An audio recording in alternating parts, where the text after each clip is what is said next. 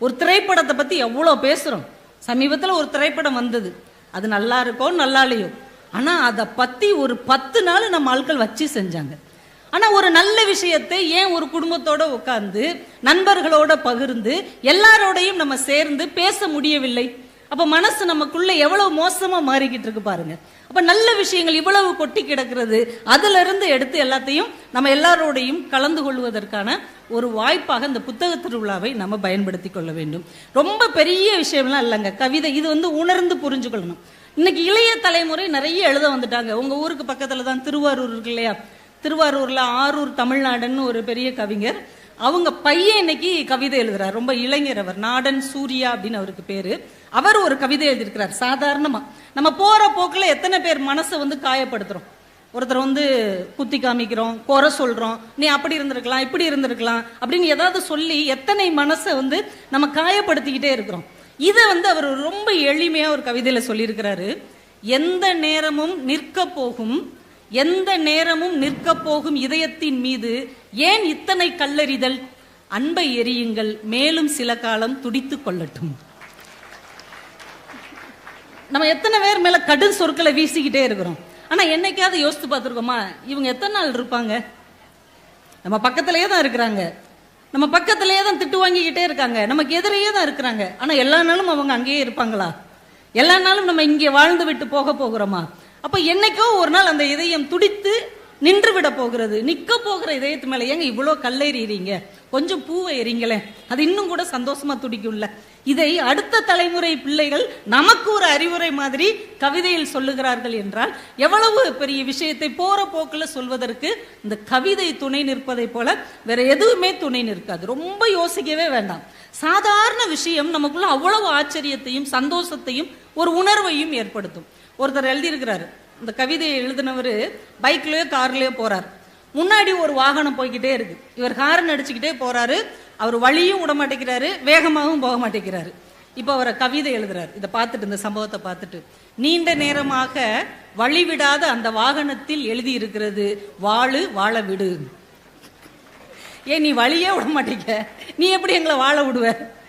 எவ்வளவு சாதாரண போற போக்குல ஒரு நகைச்சுவை உணர்வின் மூலமாக முன்னால் போகிற ஒரு மனிதனுடைய மனசை பதிவு செய்வதற்கு நம்முடைய கவிஞர்களால் எவ்வளவு இயல்பாக முடிகிறது. இதையெல்லாம் நம்ம பார்த்து படிச்சு 4 பேர்கிட்ட பகிரும்போது மனசு எவ்வளவு ஆறுதலா இருக்கும். இதை நம்ம பெரும்பாலும் செய்ய மறந்து விடுகிறோம். ஒவ்வொரு வருஷமும் மாவட்ட நிர்வாகமும் தமிழ்நாடு அரசும் எல்லாம் ஒன்று சேர்ந்து ஒரு புத்தக திருவிழாவை நடத்தினால் மட்டும்தான் நம்ம புத்தகம் இருக்கிற பக்கமே திரும்பி பார்க்கிறோம். ஆனால் புத்தகத்தில் எத்தனை பக்கங்கள் இருக்கிறது, அது வாழ்க்கையின் எல்லா பக்கத்தையும் நமக்கு அறிமுகப்படுத்துகிறது என்பதை மறந்து போகிறோம். நிறைய நேரம் பார்த்தீங்கன்னா நம்ம வீட்டில் உள்ள பிள்ளைங்களே இந்த மொக்க கவிதையெல்லாம் சொல்லுவாங்க, பார்த்துருக்கிறீங்களா? மொக்க ஜோக் சொல்லுவாங்க. அது சொல்லிட்டே சொல்லுவாங்க, நான் ஒரு மொக்க ஜோக் சொல்லவா அப்படின்னே சொல்லுவாங்க. இப்படி நிறைய நம்ம பிள்ளைகள்லாம் மொக்க ஜோக் சொல்லுவாங்க. பெரியவங்களே சில நேரம் மொக்க ஜோக் சொல்லுவாங்க. அன்னைக்கு ஒருத்தர் என்கிட்ட சொன்னார், நானும் என் மனைவியும் 25 வருஷம் சந்தோஷமா இருந்தோம், அப்புறம் என்னாச்சு அப்படின்னு. அப்புறம் தான் எங்களுக்கு கல்யாணம் ஆயிடுச்சே அப்படின்னாரு. புரியுதா? இது ஒரு மொக்க ஜோக். இது இன்னொருத்தர் சொன்னாரு, என் மனைவிலாம் சூரிய வம்சம் தேவயானி மாதிரி அப்படின்னாரு. சார் அப்படியா சார், அவங்க கலெக்டரா சார்? சொல்லவே இல்லை அப்படின்னு. இல்ல அடிக்கடி இட்லியை ஊத்து உப்புமா பண்ணுவாங்க அப்படின்னாரு. இது ஒரு மொக்க ஜோக். சின்ன பிள்ளைங்களாம் இன்னைக்கு மொக்க ஜோக் சொல்றாங்க. ரொம்ப நாளைக்கு முன்னாடி ஒரு லைன்ஸ் கிளப் மீட்டிங் பேசுறதுக்காக கிளம்பி போயிட்டு இருந்தேன். என் பொண்ணு என்கிட்ட சொன்னா, எங்க பேச போறீங்க அப்படின்னு. ஒரு லைன்ஸ் கிளப்ல பேச போறேம்மா. உடனே அது நான் சொல்ற ஜோக் அங்க போய் சொல்லுங்க, எல்லாரும் கை தட்டுவாங்க அப்படின்னு.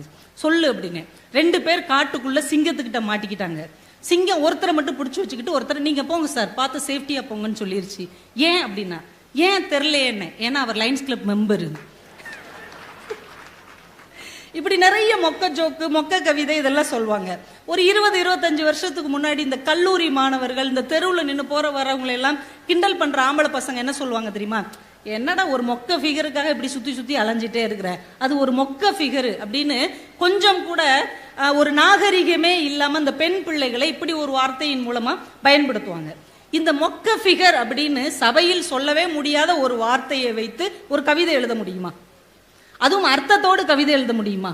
நீங்க ஆச்சரியப்படுவீங்கல்ல. அப்படி ஒரு கவிதை இருக்கிறது, மொக்க ஃபிகர்களின் சரித்திரம். இப்படி ஒரு கவிதை இருக்கிறது. மனுஷ்யபுத்திரன் என்கின்ற ஒரு தமிழ்நாட்டின் இன்றைக்கு மிக முக்கியமான ஒரு கவிஞர் எழுதின கவிதை இது. நம்ம பர்வீன் சுல்தானா மேடம் கூட சில மேடைகளை அதை பதிவு செஞ்சிருக்கிறாங்க. அது எனக்கு ரொம்ப பிடிச்சிருந்தது, இங்கே சொல்லணும் அப்படின்னு ஆசைப்பட்டேன். அந்த கவிதையை சொல்றேன் பாருங்க. மொக்க ஃபிகர் என்று அழைக்கப்பட்ட நிறைய பெண்களை எனக்கு தெரியும். மொக்க ஃபிகர், நீங்க 20 வருஷத்துக்கு முன்னாடி உள்ள பெண்களை கற்பனை பண்ணிக்கோங்க. மொக்க ஃபிகர் என்று அழைக்கப்பட்ட நிறைய பெண்களை எனக்கு தெரியும். இன்று அதில் ஒருத்தி இஸ்ரோவில் இளநிலை விஞ்ஞானியாக இருக்கிறாள். ஒருத்தி ஆசிய அளவிலான மாரத்தானில் 100 மீட்டர் தங்கம் வென்றிருக்கிறாள். ஒருத்தி கம்பன் கழகத்தில் கம்பராமாயண சொற்பொழிவு ஆற்றுகிறாள். ஒருத்தி பிரபலமான 3 நடிகைகளுக்கு கிறங்கும் வாய்ஸில் டப்பிங் பேசிக்கொண்டு இருக்கிறாள். ஒருத்தி கணிதத்தின் புதிர்களை அவிழ்ப்பதில் நிபுணியாக இருக்கிறாள். செம ஃபிகர்களாக இருப்பவர்களின் மீதான சாபம் எதுவும் மொக்க ஃபிகர் என்று வர்ணிக்கப்படும் பெண்களுக்கு இல்லவே இல்லை. மேலும் செம ஃபிகர்கள் என்று சொல்லப்பட்டவர்கள் எப்போதும் யாரையோ நினைவுபடுத்துகிறார்கள். செம ஃபிகர்கள் என்று சொல்லப்படுகிறவர்கள் எப்போதும் யாரையோ நினைவுபடுத்துகிறார்கள். ஆனால் மொக்க ஃபிகர்கள் என்று சொல்லப்பட்டவர்கள் தான் யாரையும் போல இல்லாமல் அவர்களாகவே இருக்கிறார்கள். இதுக்கு நல்ல ஒரு கைத்தட்டல் கொடுக்கலாம். ஒரு சாதாரண ரோட்டில் போற பசங்க சொல்லுகிற ஒரு வார்த்தையை வைத்து ஒரு காலத்தில் நீ இவங்களெல்லாம் மொக்க ஃபிகர்னு சொன்ன, இன்னைக்கு இவங்க தான் ஒரு விஞ்ஞானியாக, ஒரு போலீஸ் அதிகாரியாக, மிகப்பெரிய பேராசிரியராக, பேச்சாளர்களாக மாறி இருக்கிறார்கள் என்று ஒரு புதிய சிந்தனையை இந்த மண்ணில் ஒரு அழகான கவிதையாக அவர் வடித்திருக்கிறார் என்றால் இன்னைக்கு இலக்கிய உலகம் எவ்வளவு வேகமாக முன்னோக்கி சென்று கொண்டிருக்கிறது. நம்ம இதையெல்லாம் கவனிக்காம வீட்டில் இருக்கிற சீரியலையும் போடுற மொக்க படங்களையும் பார்த்து அதற்கு விமர்சனம் சொல்லி கொண்டிருக்கிறோம். எவ்வளவு நல்ல விஷயங்கள் நாம பகிர்ந்து கொள்வதற்கு இருக்கிறது. இந்த பெண் கல்வி பெற்றுவிட்டால் எவ்வளவு மாற்றங்கள் ஏற்படும் என்பதற்கு இது எவ்வளவு பெரிய அடையாளமாக இருக்கிறதா இல்லையா அந்த கவிதை? ஏன் 50 வருஷம் 60 வருஷத்துக்கு முன்னாடி கல்கி அவர்கள் பெண் கல்வி பத்தி ஒரு கதை எழுதினார். அதுக்கும் இந்த கவிதைக்கும் அப்படி ஒரு அழகான லிங்க் இருக்குது. கடிதமும் கண்ணீரும் அப்படின்னு அந்த கதைக்கு பேரு. கதை சொல்லலாம்ல, சுருக்கமா அந்த கதையை சொல்றேன். அது கொஞ்சம் பெரிய கதை தான், நான் சிம்பிளா சொல்றேன். கதை சொல்வதற்கு ஏத்த மாதிரி நான் கொஞ்சம் மாத்தி சொல்றேன். கடிதமும் கண்ணீரும் எப்ப எழுதுனது? 1950 60களில் கல்கி எழுதுனது. கல்கி யாருன்னு தெரியும்ல? பொன்னியின் செல்வன் எழுதினவர். அப்படி சொன்னாதான் நமக்கு தெரியும். பொன்னியின் செல்வனை எழுதிய கல்கி எழுதின கதை தான் கடிதமும் கண்ணீரும். இந்த கதையில ஒரு மிகப்பெரிய பெண்கள் மட்டுமே படிக்கிற பள்ளிக்கூடம் கல்லூரியை இயக்குகிற அந்த தாளாளர் அம்மா, அன்னபூர்ணின்னு அவங்களுக்கு பேரு. அவங்க கல்லூரியை அப்படியே வலம் வர்றாங்க, அப்படியே ஒரு சுத்தி பார்த்துக்கிட்டு வர்றாங்க. ஒரு வகுப்புல பிள்ளைங்க கியா கியான்னு கத்திக்கிட்டு இருக்குது. கல்லூரி மாணவிகள் ஆசிரியை வரலன்னு நம்ம என்ன செய்வாங்க? பேன்னு கத்திக்கிட்டு தானே இருப்பாங்க. பிள்ளைங்க எல்லாம் கத்திக்கிட்டு இருக்கிறாங்க. உள்ள வந்து ஏமா இப்படி கத்துறீங்க, அமைதியா இருங்க அப்படின்னு. நாங்க அமைதியா இருக்கணும்னா நீங்க எங்களுக்கு ஏதாவது ஒரு கதை சொல்லுங்க மேடம் அப்படின்னு அந்த கல்லூரி மாணவிகள் கேட்குறாங்க. உடனே நான் சொல்றேன், கதை சொல்லாம நான் வாழ்க்கையில பார்த்த ஒரு உண்மை சம்பவத்தையே நான் உங்களுக்கு சொல்றேன் அப்படிங்கிறாங்க. சொல்லுங்க சொல்லுங்க. இந்த சம்பவம் நடந்து ஒரு 30-35 வருஷத்துக்கு முன்னாடி இருக்கும், சரியா? சரி மேடம் சொல்லுங்க. அந்த காலத்துல எல்லாம், இந்த கதை நடக்கிறதே 1950. அவங்களே சொல்றாங்க அந்த காலத்துல எல்லாம் பெண்களுக்கு ரொம்ப சீக்கிரம் கல்யாணம் பண்ணி வச்சிருவாங்க. அப்படி நம்ம கதையில வர்ற அந்த நடந்த சம்பவத்துல உள்ள கதாநாயகிக்கு 6 வயசுல கல்யாணம் பண்ணி வச்சிடறாங்க. பாவம் 9 வயசுல அவ விதவை ஆயிடுறான். அந்த பையன் எங்கேயோ விளையாடும் போது இறந்து போயிடுறான். 3 வருஷம் தான் அவளுக்கு திருமணம் ஆகி அம்மா அப்பா வீட்டில் இருக்கும் போதே அவன் இறந்துடுறான். இவ விதவை ஆயிடுறா. அப்ப அந்த குழந்தை எப்படி வளரும்னு பாத்துக்கோங்க. அந்த பிள்ளை அந்த வீட்டுக்குள்ளேயே வைத்து வளர்க்கப்படுகிறது. 16-17 வயசு அந்த பொண்ணுக்கு வரும்போது அவங்க சித்தி மகளுக்கு திருமணம் ஏற்பாடுகள்லாம் பண்றாங்க. இவ தான் ஓடி ஓடி எல்லா வேலையும் செய்யறா. ரொம்ப அழகா கோலம் போடுவா, நல்ல பட்சணங்கள் பலகாரம்லாம் செய்வா, பூ கட்டுவா. அந்த திருமணத்துக்கு வந்திருக்கிற எல்லாருக்கும் உதவி செஞ்சுக்கிட்டு இருக்கிறா. நல்ல இளம் வாலிப வயசு. அந்த பிள்ளை பரபரப்பா வேலை பார்த்துட்டு இருக்கா. இந்த திருமணம் அப்பெல்லாம் 5 நாள் 6 நாள் நடக்கும் இல்லையா? திருமணத்துக்கு ஒரு 2 நாள் முன்னாடி எல்லா சொந்த பந்தமும் வந்துட்டாங்க. ஆண்களா சேர்ந்து ஒரு அறையில உட்காந்து பேசிட்டு இருக்கிறாங்க. அப்ப ஒரு இளைஞன் கேட்கிறார், இந்த பொண்ணு இருக்கிறாளே விதவையானாலே 6 வயசுல கல்யாணம் ஆகி 9 வயசுல, ஆமா அந்த பொண்ணுக்கு இப்ப 16-17 வயசு ஆயிடுச்சு, இவளை இன்னும் இப்படியே வச்சிருக்கிறீங்க, இவ தங்கச்சிக்கெல்லாம் கல்யாணம் பண்ண போறீங்க, இவளுக்கு ஏதாவது ஒரு திருமணம் பண்ணி வைக்கலாம்ல, உடனே எல்லாரும் சொல்லுவாங்க, ஏன் நீ தான் திருமணம் பண்ணிக்குவேன். பண்ணிக்கிறேன், நான் முறை உள்ளவன் தானே, பண்ணிக்கிறேன் அப்படிமா. இந்த மாதிரிலாம் முட்டாள்தனமா பேசாத, அதெல்லாம் நம்ம சமூகத்துக்கு செட் ஆகாது. அவ விதவை பெண், அப்படித்தான் அவ கடைசி வரைக்கும் வாழணும், அதுதான் அவ விதி. இப்படிலாம் விரும்புறதுக்கு அடையாளமா எடுத்துட்டு வந்து எனக்கு காண்பிச்சிரு. நான் பெரியவங்க எல்லார்ட்டையும் பேசி சம்மதம் வாங்கி உன்னை திருமணம் செய்து கொள்ளுகிறேன். ரொம்ப பிடிச்சிருக்கு, இப்படி ஒரு வாழ்க்கையை நீ வாழணும்னு அவசியம் இல்லை, மற்ற எல்லாத்தையும் நான் பாத்துக்கிறேன், ஒரு ரோஜாப்பூ மட்டும் கொண்டு வா அப்படின்னு எழுதி இருந்துச்சு. அப்புறம் என்ன மேடம் ஆச்சு, அவ ரோஜாப்பூ கொண்டு போனாளா? கொண்டு போகல. ஏன் மேடம் அவ கொண்டு போல? அவளுக்கு அவரை பிடிக்கலையா? ரொம்ப பிடிச்சிருந்தது. பிறகு ஏன் மேடம் அவ ரோஜாப்பூ கொண்டு போகல? சிரிச்சுக்கிட்டே இந்த மேடம் சொல்றாங்க, அவளுக்கு எழுத படிக்க தெரியாது. அச்சோ, அப்புறம் அப்புறம் என்ன மேடம் ஆச்சு? அப்புறம் அவ அவங்க அப்பாட்ட போய் அழுதா, அப்பா எனக்கு படிக்கிறதுக்காவது ஒரு வாய்ப்பு கொடுங்க, என்னை இப்போ வீட்டிலேயே அடக்கி வச்சுட்டீங்க, படிக்கிறதுக்காவது வாய்ப்பு கொடுங்கன்னு கேட்டு படிச்சு 2 வருடத்திற்கு பிறகுதான் அந்த கடிதத்தை அவள் வாசித்தாள். அச்சோ, அப்புறம் என்ன மேடம் ஆச்சு? அப்புறம் என்ன, நமக்கு ஏற்பட்ட நிலைமை இன்னொரு பெண்ணுக்கு வரக்கூடாது என்று பெண்கள் படிப்பதற்காக ஒரு பள்ளிக்கூடத்தையும் கல்லூரியையும் ஆரம்பித்து உங்களிடம் தன் கதையை சொல்லிக்கொண்டு இருக்கிறாள். ஒரு பெண் கல்வி எவ்வளவு முக்கியம் என்பதை 1950, 60களில் இவ்வளவு சுவாரஸ்யமாக கல்கி அவர்கள் சொல்லி இருக்கிறார்கள். பெண் அழகற்றவள் என்று இந்த சமூகம் ஒதுக்கினாலும் அவள் தான் கற்ற கல்வியால் விஞ்ஞானியாக, ஒரு வீராங்கனையாக, ஒரு பேராசிரியராக மலர முடியும் என்று மொக்கஃபிகர் சரித்திரத்தில் மனுஷ் சொல்லி இருக்கிறார். என்றால் இந்த கல்வி என்பது பெண்களை எவ்வளவு உயர்த்தும் என்பதற்கு இந்த புத்தக கண்காட்சி ஒரு மிகப்பெரிய அடையாளமாக இருக்கிறது. ஏன்னா இந்த மேடையில பரிசு வாங்கினது பூரா நகைச்சுவையை கூட நீங்க வாட்ஸ்அப்லேயோ ஒரு முகநூல்லையே பகிரும்போது எவ்வளவு நல்ல மாற்றங்களை ஏற்படுத்தும் என்பதற்காக தான் நான் சொன்னேன். எனக்கு கொடுத்த தலைப்பு வந்து மனதில் உறுதி வேண்டும். மனதில் உறுதி வேண்டும் அப்படின்ன உடனே நீங்க இயக்குனர் சிகரம் பாலச்சந்தர் அவர்கள் எடுத்து நம்ம நடிகை சுகாசினி அவர்கள் ரொம்ப சிறப்பா நடித்த திரைப்படத்தை பத்தி பேசுறேன் அப்படின்னு நீங்க நினைச்சிட வேண்டாம். தலைப்பு மட்டும்தான் அதை எடுத்திருக்கிறேன். ஆனா அந்த படமுமே நல்ல படம்.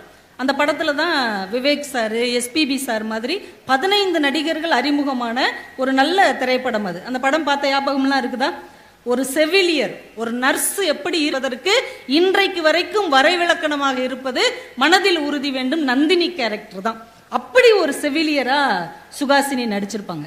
அவங்களுடைய கணவர் அவங்கள விவாகரத்து பண்ணி வேற பெண்ணை திருமணம் பண்ணிக்குவார். ஆனா அவருக்கு கூட இவங்க கிட்னி கொடுப்பாங்க.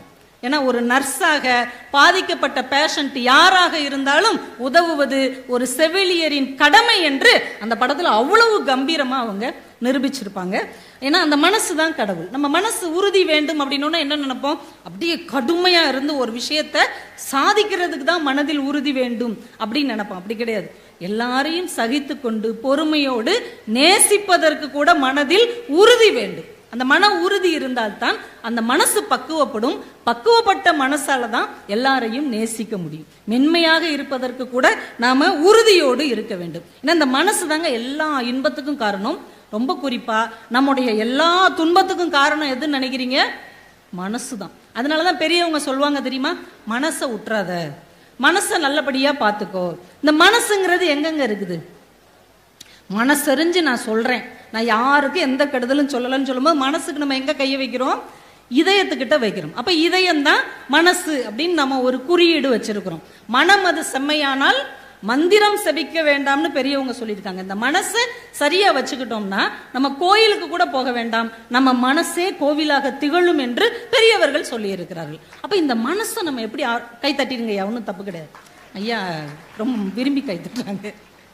அப்ப இந்த மனசை வந்து நம்ம ரொம்ப பத்திரமா பக்குவப்படுத்தி வைத்துக் கொள்ள வேண்டும். ஏன்னா இந்த மனசு தான் நம்ம நல்லா இருக்கிறதுக்கும் காரணம், நாம கெட்டு போறதுக்கும் காரணம். அதனாலதான் மனசு ஒரு குரங்குன்னு நம்ம பெரியவங்க சொன்னாங்க. ஒரு கதையே உண்டு, ஒரு பழைய கதை நீங்க கூட கேள்விப்பட்டிருப்பீங்க. ஒரு பெரியவர் என்ன பண்ணுவார், அவர் வீட்டுல ஒரு குரங்கு வளர்ப்பார்.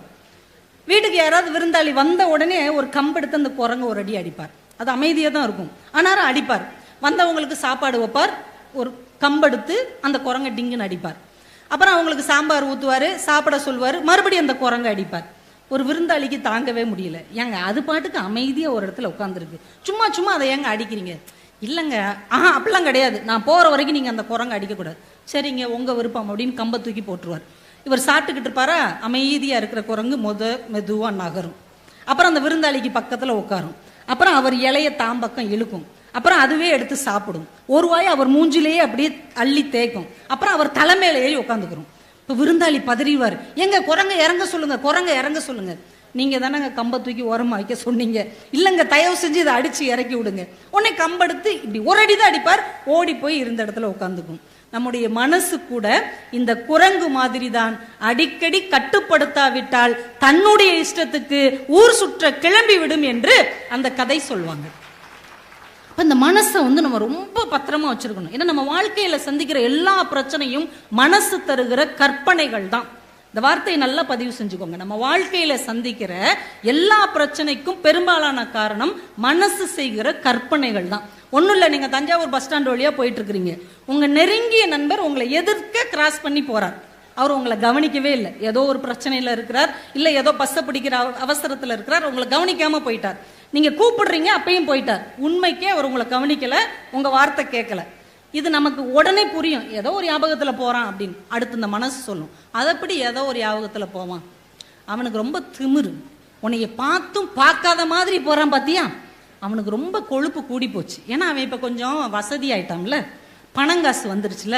அன்னைக்கு கூட அவன் என்ன செஞ்சான் உனக்கு ஞாபகம் இருக்கா? 8ஆம் கிளாஸ் படிக்கும் போது உனக்கு பேப்பர் காமிக்க மாட்டேன்னு சொன்னான் பார்த்தியா, அவன் ஒரு மோசமானவன். நீ அவனுக்கு எவ்வளோ உதவி செஞ்சிருக்கிற, அன்றி மறந்தவன். ஒரு 5 நிமிஷத்துக்குள்ள உங்களுக்கு 6 உயிர் நண்பனாக இருந்தவனை இந்த மனசு தன் கற்பனைகளால் முதல் கட்ட எதிரியாக மாற்றிவிட்டு தான் ஓயும். உண்மையா இல்லையா? இப்ப நீங்க நிறைய உறவுக்காரங்களெல்லாம் எதிரியா நினைச்சிட்டு இருப்பீங்கல்ல, நீங்க உங்க ஆள் மனசுக்குள்ள போய் யோசிச்சு பாருங்க. அதுல முக்காவாசி உங்களுடைய கற்பனைகள் தான். உங்க அத்தை என்னைய பார்த்தா மட்டும் இப்படின்ட்டு போவா அப்படிம்பாங்க நம்ம அம்மா. அத்தை முகமே அப்படித்தான், அது இப்படித்தான் இருக்கும். ஆனா நம்ம அம்மாவுக்கு என்னமோ அவங்கள பார்த்த உடனே அப்படி சொல்ற மாதிரி தோணும். என்ன காரணம்? இது மனசு செய்கிற கற்பனை. கணவர் வீட்டுக்காரங்கன்னா நம்ம மேல காண்டாத்தான் இருப்பாங்கன்னு அவங்களா நினைச்சுக்கிறது. இந்த கற்பனைகள் தான் நம்மை மகிழ்ச்சியாக வாழ விடாமல் தடுக்கிறதுங்கிறத புரிந்து கொண்டோம் என்றாலே வாழ்க்கை இனிமையா இருக்கும். ஏன்னா மனசு பண்ற கற்பனைக்கு அவ்வளவு ஆற்றல் உண்டு.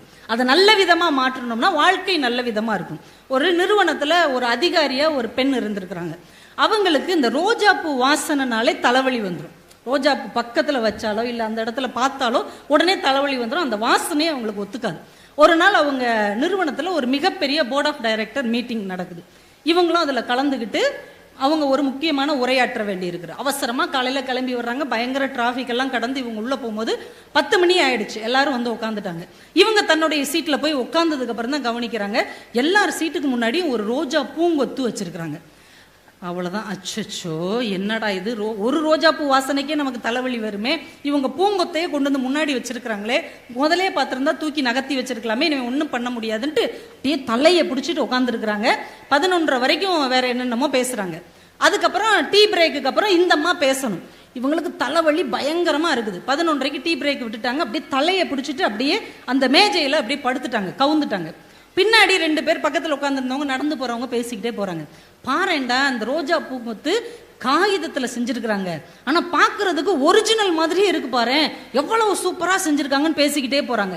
உங்க சடக்குன்னு பார்த்து பேப்பர் ரோஜாவா அப்படி எடுத்து பாக்குறாங்க, அது பேப்பர் ரோஜா. இப்ப தலைவலி போயிடுச்சு. மனசு எவ்வளவு ஏமாத்திருக்கு பாருங்க. ரோஜானாலே தலைவலி வரும்னு மனசு பதிஞ்சிருச்சு. இது பேப்பர் ரோஜாவா இருந்தா கூட ரோஜா பூ இருக்குது, வாசனை வந்துருச்சு, உனக்கு இப்ப தலைவலி வரணுமே. இது மனசு சொல்லுகிற ஒரு கற்பனையான ஏமாற்றுதல். இப்ப இது பேப்பர் ரோஜான்னு நிமிர்ந்து பாக்குறாங்க, தலைவலி போயிடுச்சு. அப்ப நம்ம மனசை நம்ம எந்த விதத்தில் வழிபடுத்தி இருக்கிறோமோ அந்த விதத்தில் தான் அது நமக்கு நன்மையாகவோ தீமையாகவோ மாறும் என்பதை புரிந்து கொண்டு இந்த மனசு மேல கவனமாக இருந்தோம்னா வாழ்க்கை ரொம்ப சரியா இருக்கும். ஒரு 2 நாட்டு ராஜாக்கள். ஒரு நாட்டு ராஜா ரொம்ப வயதுல பெரியவர், வீரத்திலையும் பெரியவர். இன்னொரு நாட்டுக்கு ஒரு இளவரசன் தான் ஆட்சிக்கு வந்திருக்கிறான். இப்ப இவங்களுடைய மந்திரி தளபதிலாம் சொல்றாங்க, அந்த நாட்டுக்கு ஒரு இளைஞன் தான் வந்திருக்கிறான், இப்ப நம்ம படையெடுத்தோம்னா அவனை ஜெயிச்சிடலாம் அப்படின்னு. உடனே படையெடுத்து போறாங்க, ஜெயிச்சுட்டாங்க. அந்த இளைஞன் ரொம்ப வேகமாகவும் ரொம்ப ஆக்ரோஷமாகவும் இருந்ததுனால கவனம் இல்லாம தோத்துட்டான். இப்ப அந்த அரசர் சொல்றார், ஜெயிச்ச நாட்டு அரசர் சொல்றார், தம்பி உனக்கு ஒரே ஒரு வாய்ப்பு தர்றேன், ஏன்னா நீ இளைஞனா இருக்கிற, அதனால உன் உயிருக்கு நான் ஒரு வாய்ப்பு தர்றேன். இந்த ஒரு கிண்ணம் முழுக்க எண்ணெய் தர்றேன். இந்த எண்ணெயை எடுத்துக்கிட்டு இந்த குறிப்பிட்ட தூரம் வரைக்கும் குறிப்பிட்ட நேரத்துக்குள்ள ஒரு சொட்டு எண்ணெய் கூட கொட்டாம நீ கடந்து போயிட்டேன்னா உனக்கு உன் உயிரும் இலவசம், இந்த நாடும் திருப்பி தரப்படும். இதுதான் இந்த போட்டியுடைய ஒரு இதுன்னு சொல்லிட்டார். சரின்னு அந்த பையன் கையில எண்ணெய் கிண்ணத்தை கொடுத்துட்டாங்க. அவன் 2 கையிலையும் அதை பிடிச்சிக்கிட்டு வேகமாகவும் அதே நேரத்தில் கவனமாகவும் அந்த கரெக்டான நேரத்துக்குள்ள போகணும்னு விறுவிறுன்னு போயிட்டு இருக்கிறான். பக்கத்துல 2 வீரர்கள் கையில வாளோட போறாங்க. ஒரு சொட்டு எண்ணெய் கொட்டினாலும் அவன் கழுத்தை சீவுறதுக்காக எதிரி நாட்டு வீரர்கள் பக்கத்திலேயே நடந்து போறாங்க. ரொம்ப கவனமா போய்கிட்டே இருக்கிறான். இந்த பக்கம் இவனுடைய நாட்டு மக்கள்லாம் இருக்கிறாங்க. இளவரசே, உங்களால முடியும், கவனமா போங்க, கவனமா போங்க, நீங்க கண்டிப்பா ஜெயிச்சிருவீங்க, நம்ம நாடு நம்மளுக்கு கிடைச்சிடும். இந்த பக்கத்துல இருக்கிறவங்களாம் கத்துறாங்க. இந்த பக்கம் எதிரி நாட்டு மக்கள்லாம் கத்துறாங்க, அதெல்லாம் உன்னால கொண்டு போக முடியாது, நீயே ஒரு அவசரக்காரன், கண்டிப்பா இதை கொட்டிடுவ, நீ இன்னைக்கு செத்து போயிடுவ, இந்த நாடும் எங்களுக்கு தான் சொந்தம்னு இந்த சைடு உள்ளவங்க எல்லாம் கத்துறாங்க. இவன் பாட்டுக்கு போய் ரொம்ப சரியான நேரத்துக்குள்ள அந்த தூரத்தை கடந்து ஒரு சொட்டு எண்ணெய் இல்லாம கொட்டாம நின்னுட்டான். இப்ப அந்த அரசர் கூப்பிட்டு, வெரி குட், நான் சொன்னபடி வாக்க காப்பாத்திடுறேன், உனக்கு உன் உயிரையும் நான் விட்டுறேன், நீ இந்த நாடு உனக்கு தான் சொந்தம் அப்படின்னு சொல்லிட்டு உன்னுடைய மக்கள்ல நிறைய பேர் உன்னை பாராட்டினாங்க.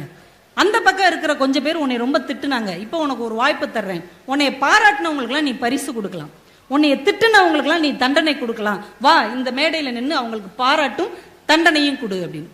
அவன் இப்படியே பார்த்துட்டு சொன்னான், என்னை பாராட்டினாங்களா? ஆமா, நிறைய பேர் பாராட்டினாங்க.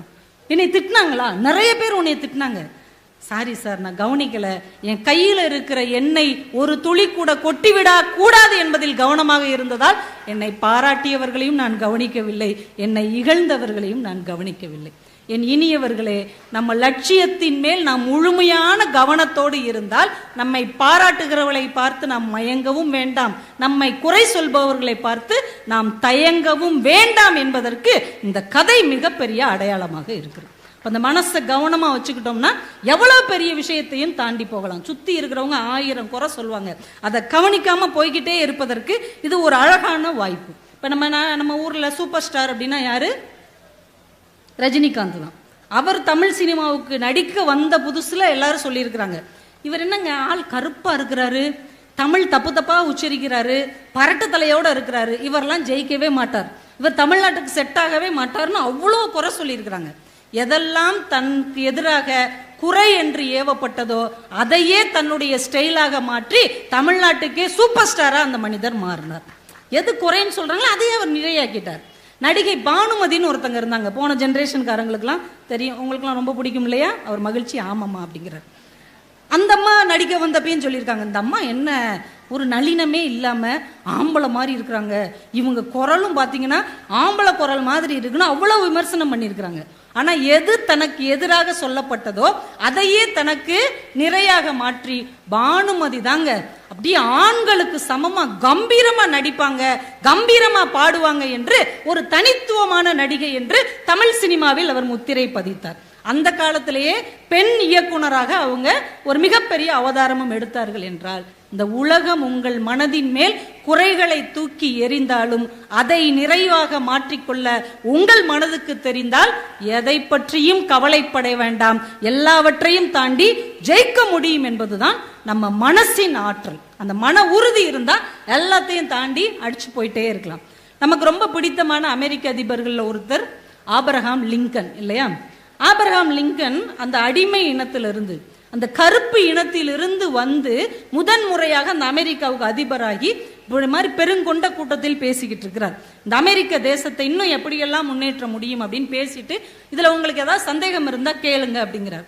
அந்த கூட்டத்தில் இருக்கிற ஒரு பெரிய பணக்காரர் சொன்னார், மிஸ்டர் லிங்கன், லிங்கனுடைய அப்பா செருப்பு தைக்கிற தொழிலாளி, நம்ம எல்லாருக்கும் தெரியும், அவருடைய மகன் தான் ஆபிரகாம் லிங்கன். மிஸ்டர் லிங்கன், நான் காலில் போட்டிருக்கிறது உங்க அப்பா தச்சு கொடுத்த செருப்பு, இப்ப அதை லைட்டா பிஞ்சிருச்சு, என்ன செய்யலாம்? சந்தேகம் கேட்கிற இடத்த பாருங்க. இப்ப நம்மளா இருந்தா, ஐயோ நம்ம ஒரு அதிபரா நிக்கிறோம், நம்மளை பார்த்து இப்படி அவமானப்படுத்திட்டானேன்னு பதறுவோம்ல. அவர் மனசு கொஞ்சம் கூட பதறல. ரொம்ப நன்றிங்க, எங்க அப்பா தச்சு கொடுத்த செருப்பு அது, எங்க அப்பா இறந்து பல ஆண்டுகள் ஆன பின்னாலும் அந்த செருப்பு இவ்வளவு நாள் உழைத்திருக்கிறது என்றால் ஒரு செருப்பு தொழிலாளியின் மகனாக இருப்பதில் நான் பெருமைப்படுகிறேன். நீங்க ஒன்றும் வருத்தப்படாதீங்க, அந்த செருப்பு இன்னும் நல்லா பிஞ்ச உடனே என்கிட்ட கொண்டு வந்து கொடுங்க, நானே தைத்து தருகிறேன், ஏனென்றால் எனக்கு செருப்பு தைக்கவும் தெரியும், ஒரு தேசத்தை ஆளவும் தெரியும் என்று சொன்னார்.